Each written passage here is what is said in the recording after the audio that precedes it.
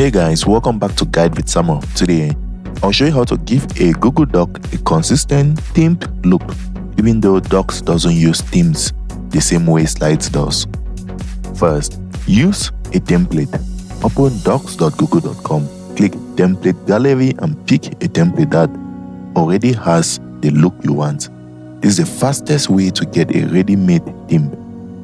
Next, tweak page color and layout. Go to File, Page Setup, change page color, orientation or margins to match your brand. Then, apply consistent text styles. Select a heading or text format. Choose the font, size, the color. Then, go to Format, Paragraph Styles, Heading 1. Update Heading 1 to match. Repeat for normal text and other headings.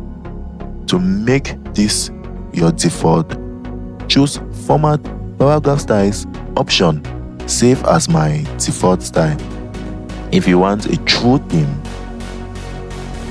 create the design in Google Slides. Set a theme there, export elements or import the slide as background.